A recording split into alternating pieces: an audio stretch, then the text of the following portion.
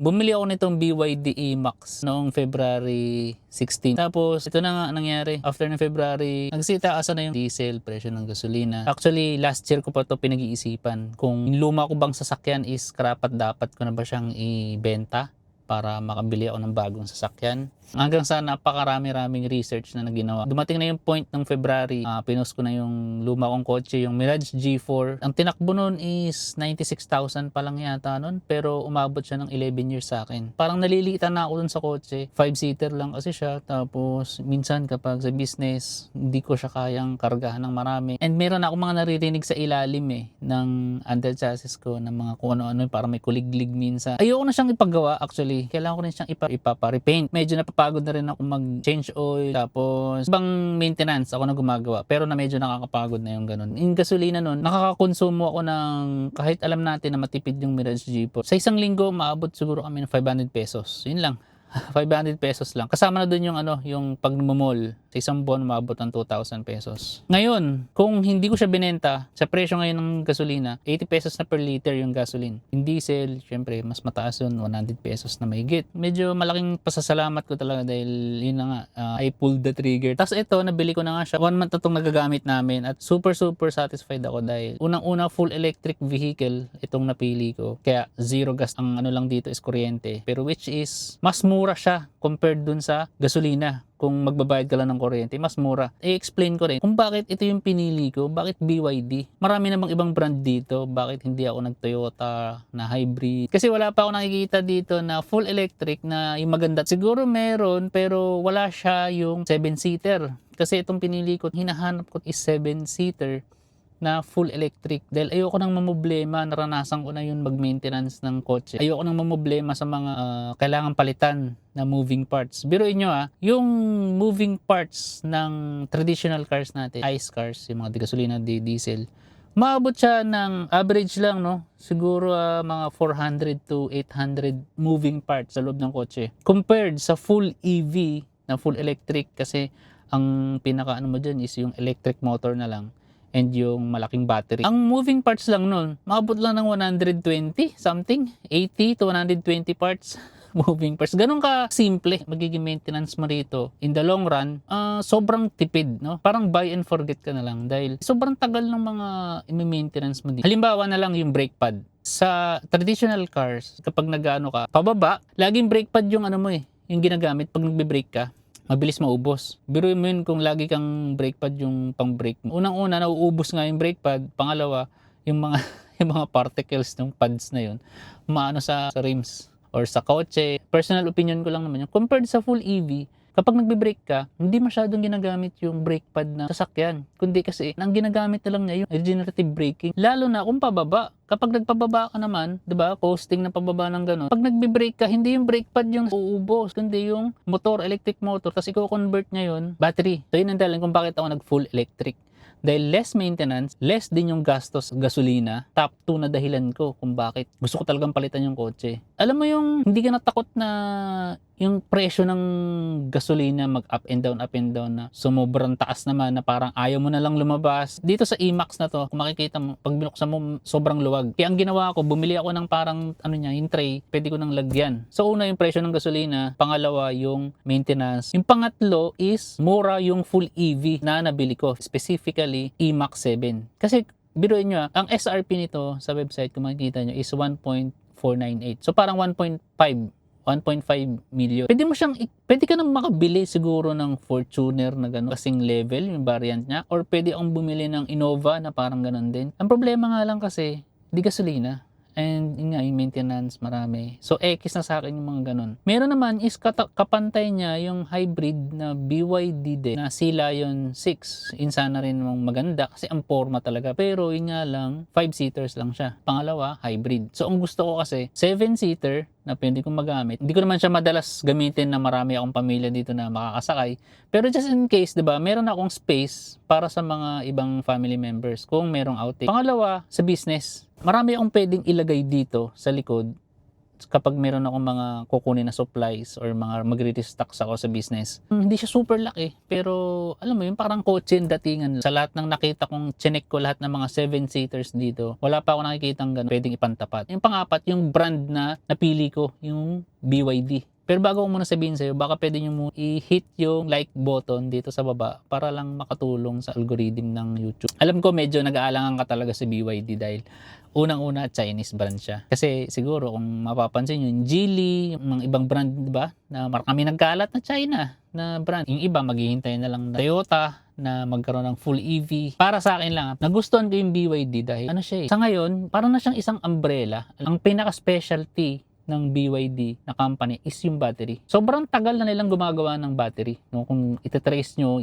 research nyo sa Google, ilang taon na silang gumagawa ng battery. No? Battery company sila dati. Yung sikat na Tesla sa Amerika, yung isang model doon, nakalimutan ko lang yung pangalan ng model ng Tesla nila is, ang battery na kinabit nila doon sa loob ng kanilang sasakyan is galing BYD. Yung iba CATL, pero yung iba doon BYD yung kinakabit. So kung i-research nyo nga ng mabuti itong BYD, yung actually behind na tayo eh. Nag-start itong China noong 2010 pa. 2010, ano na ngayon, 2026. 16 years ago, nakapag-release sila ng BYD E6. Ginawa nilang taxi. No? Full electric siya na powered ng BYD. Yun nga, kasi nga company nga sila. And kung i-backtrack mo pa ulit ng before pa 2010, dati pa mga di ako sure kung anong year yun, nag-acquire sila ng parang car maker company. From the battery maker, nag-step up sila na gawa na rin sila ng sasakyan. Fast forward na sa 2010, nakagawa nga sila ng full electric vehicle na tinawag nilang BYD E6. Ibang taxi fleet ginamit nila yun. Pang taxi lang, full electric, hindi na. Fast forward today, naging BYD M6 na siya. Ito na yung BYD E-MAX 7 ang pangalan dito sa Pilipinas. And nilabas na nila yung bagong version na battery nila. Blade battery ng tawag. BYD E6 dati, noong 2010 pa, tumatakbo yung napakaraming kilometer sa odometer. Kung makikita nyo siguro, sa mga video, kung isa-search nyo rin sa YouTube, yung tinatakbo ng taxi nila doon na BYD din, kung gaano katibay, maabot ng 500,000 kilometers or 600. O kahit sabihin natin 450k na lang, 450,000. Kaya ayun na, doon na ako BYD yung kukunin ko. Dahil unang-una, hindi ko sinabi yung sobrang mura, pero yung pagka-high-tech niya, yung quality ng sasakyan, paano nila nagawa na 1.5M lang yun. So doon agad pumapasok yung pagkatakot natin or pagkatakot mo kung bakit ayaw mo kumuha ng full electric vehicle. Maraming nagsasabi sa mga comment section, paano yan, magpapalit ka ng battery, sobrang mahal din ng battery pa. Hindi ganun. Dahil sobrang tagal talaga. Abutin ka ng, sabihin natin 15 years. Siguro tingin ko nasulit mo na yung kotse na yun eh. Kasi sa akin, itong 10, 11 years, sulit ko na yun para sa akin. Gamit na gamit ko siya, araw-araw ko siyang ginagamit. And yun nga lang is parang hindi ko na siya ma-utilize ng gusto yung kotse na yun. 5-seaters, gusto ko pa siyang gawing pagkakitaan actually. Gusto ko siyang ibiyahe sa Grab para kahit papano pag wala akong ginagawa, pwede akong bumiyahe. Pero hindi ko magawa. Itong nakuha ko na nga, itong full electric, 7-seaters pa, pwede ko siyang pagkakitaan kahit papano. Halimbawa, bakante ako, wala akong masyadong ginagawa, pwede yung magbiyahe. Ang bago ngayon ng Angkas is yung Angkars na pwede kang magbiyahe din na parang Grab.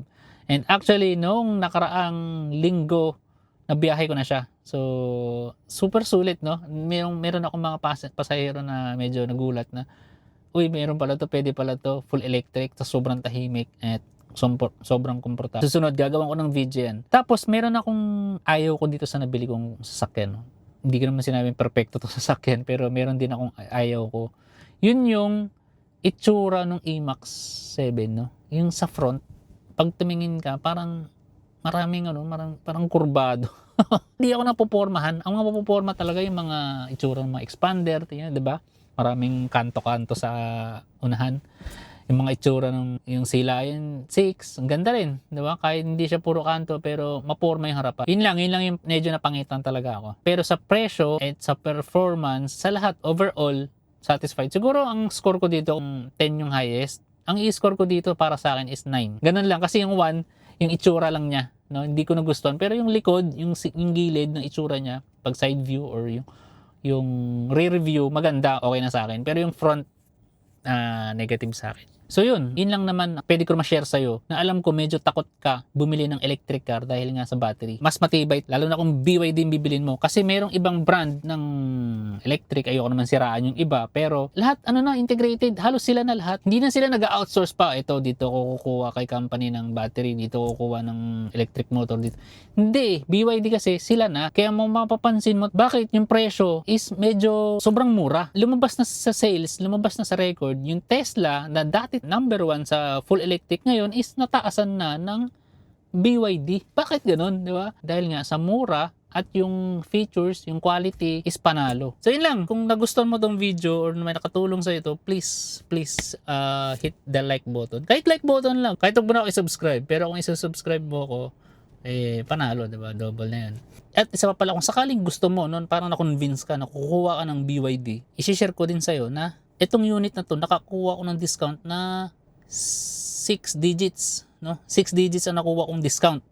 Hindi siya 50,000, hindi siya 80,000, hindi, 6 digits. 100 pataas yung nakuha kong discount. Kapag message mo ako at gusto mong kumuha, i-refer kita dun sa agent na nakunan ko. Tatry ko ngayon kasi iba yung demand nung nakuha ko to ng February 16 sa demand ngayon. Kung same pa rin yung discount, no? I-check ko siya, may message ko kung ganun pa rin yung kaya niyang i-discount. Yung maximum discount talaga makakatipid ka.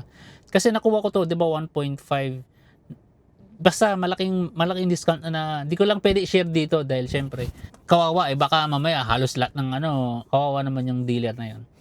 So kung ano lang kaya niyang i-discount, pero para sa akin the best yung agent na yun dahil unang-una ang bilis niya na-release Wala pang 1 week na-release yung kotse. Basta na-confirm lang niya yung yung down payment, yung reservation fee. Pangalawa, yung pinakagusto ko dito, yung plaka. 3 weeks lang, no? 3 weeks lang simula nung nakuha ko February 16.